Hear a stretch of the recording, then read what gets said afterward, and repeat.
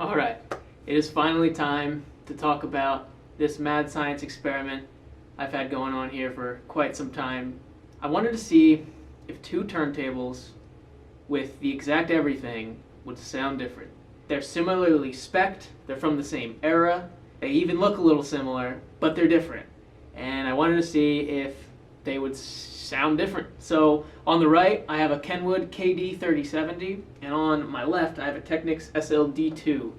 And so I'm just going to talk about the whole process here, and yeah, at the end of the video, I'm going to do a giveaway of the album that I chose, which is Dire Straits. I love it. I've listened to it probably 1,000 times, and now 1,000 times more because of this test. My record store, Shady Dog, sold me 2 copies of the identically same records when I went in there and told him what I was doing. The owner there, Dave, is like the coolest dude ever. So if you're in the area, check him out. And like I said, giveaway at the end for this record. Talking about the setup. Kenwood, you know, some people give it a bad name. They make some really good stuff when you go higher up, especially evident here. This Kenwood is amazing. It's direct drive. The anti-skate is just a really slick design. Just looking at the inner mechanism of this thing is really second to none. They definitely outdid themselves with the construction and assembly of this turntable. So over here to my left, we have the Technics SLD2, one of my favorite all-time turntables, right next to the B2, which is essentially this turntable but in a belt drive version. I fixed up dozens of those for my repair business, and I really like the way that Technics kind of constructed this turntable with simplicity in mind. It's a really easy-going turntable. It's simple. All the inner workings are just very simple. There's no over-engineering. Just a dead simple turntable. Speed is consistent. There's 2 speeds. There's a stop button, and that's all. The cartridge I decided to go with for this test, I used 2 of the exact same. I weighed them both the same, set the anti-skate the exact same.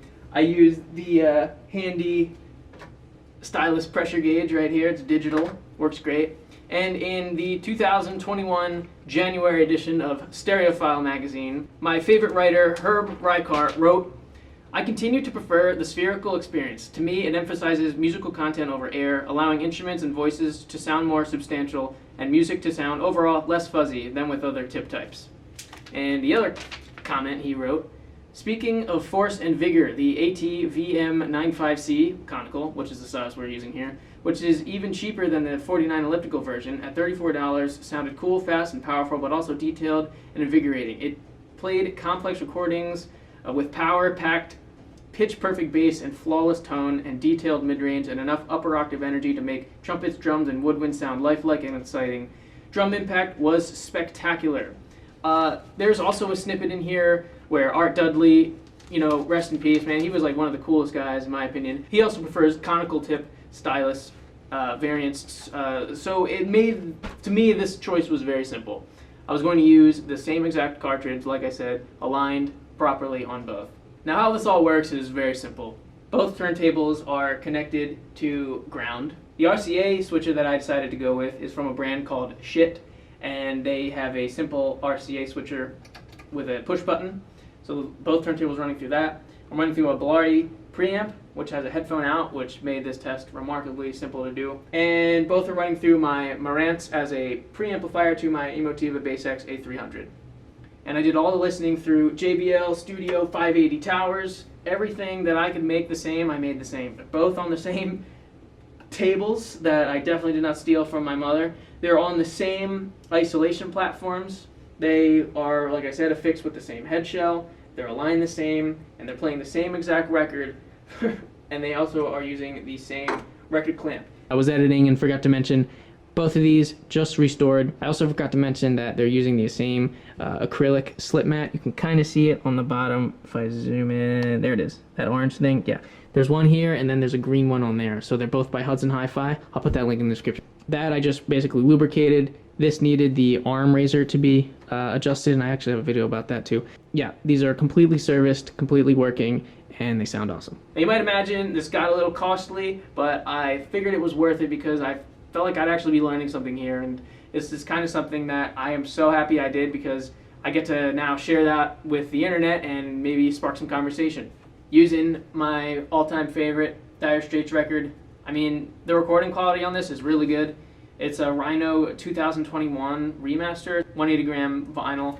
So yeah, it was a no-brainer. Okay, what are the differences? Are there any differences? I'm just gonna flat out say no. There was no difference between these two turntables. The way that I did the listening was I sat back there, I used this long stick with this rubber poker at the end, and when I was listening, every once in a while, I would just reach in and hit the switcher. A little unorthodox, but it worked great.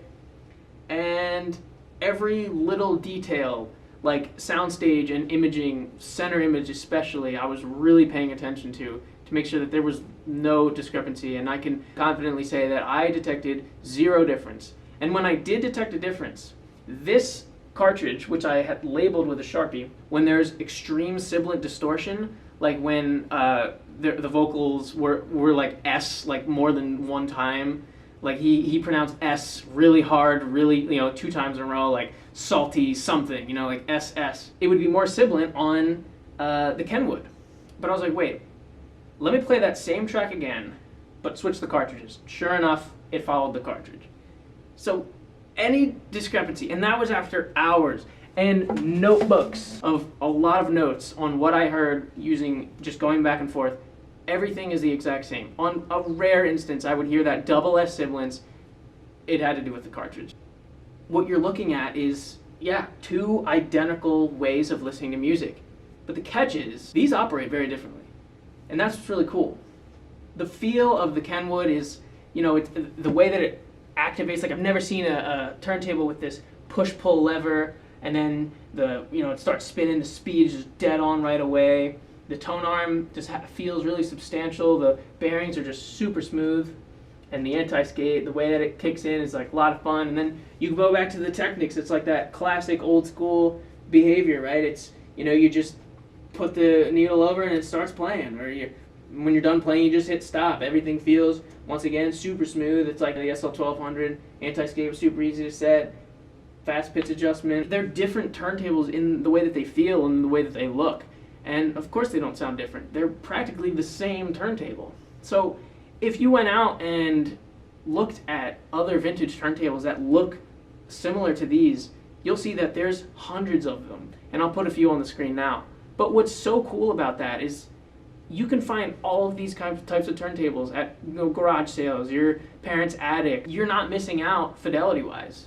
You're not missing out at all. These 2 turntables sound exactly the same. And that's so cool because at this price level, at this, barrier where we are at, I'm not talking about these types of turntables. I'm not talking, I'm not talking about the VPI primes. No.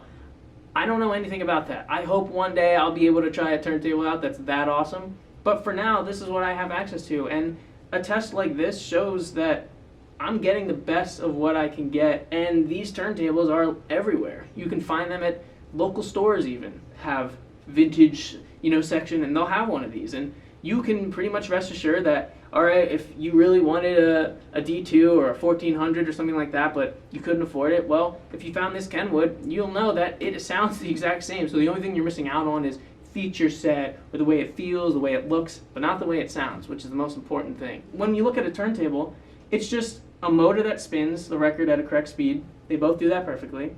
And it's a place to house a cartridge. It's housed on this arm, and that gets straight fed right through to the RCA cables, which plug into our amplifier. So there's, at this price level, the materials that they use are essentially all the same. The bearings that they use are probably from the same factory. Hell, the turntables could have been made at the same factory. And I'm not talking about just this Kenwood or just this Technics.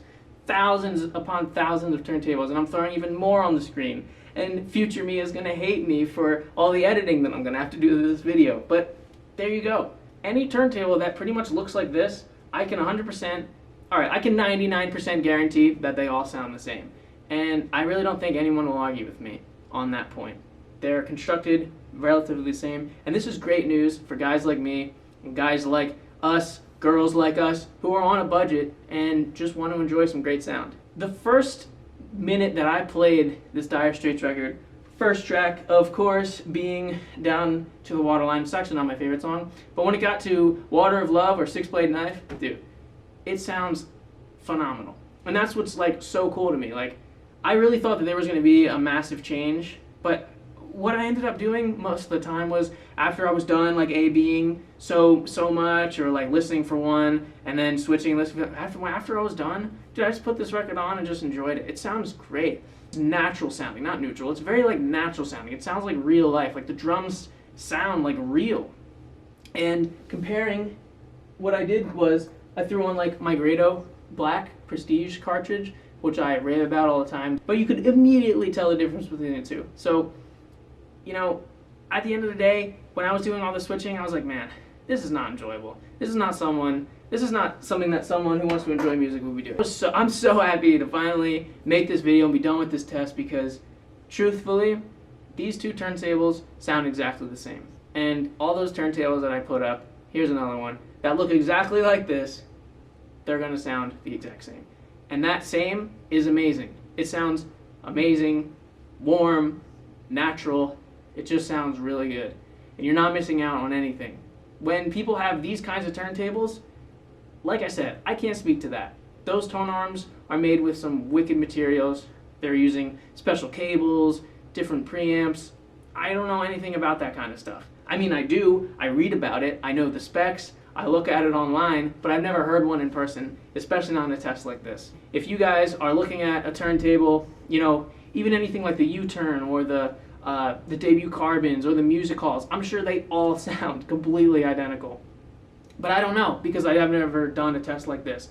So I can only definitively say that turntables that look like these, or the ones that I posted, will sound the exact same. And that's an awesome thing for guys and girls like you and me who just want to enjoy our music. And man, I can't wait to get rid of all this stuff.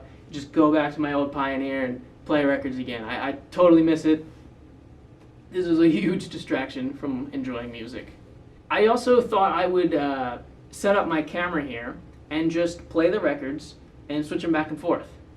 But YouTube would eat me. I'm actually just going to make a WAV file of two turntables playing the exact same song. Everyone knows Sultans of Swing, so I'll use that as a song. I'll post a Sultans of Swing on the Kenwood and a Sultans of Swing on the D2. I'll clearly label them, I'll put them in the description, and you can check it out for yourself. If you hear any differences, please put them in the comments. I'm going to record that with a Zoom H4n using the same exact settings. I feel like I said the word same exact a lot. And man, like I said, I'm so happy to be done this video because I can't wait to start enjoying records again. When I first put these records on, like the second that I put them on, I never moved them. I only switched the sides. I've only played this record for like a week. I've only played that record on that turntable, and then I switched the cartridges. That's all I did. Oh man, what a nightmare. So I hope I hope my suffering is, you're able to benefit somehow from that. And then finally, when I was done my rigorous testing, that's when I used different cartridges, and I was like, the differences are like instantly, recognizable. All you gotta do for the giveaway, I thought this would be fun, just comment something funny about Dire Straits. Whatever you can think of. You might be like, Sultans of Poop. That might be funny. It might not be funny.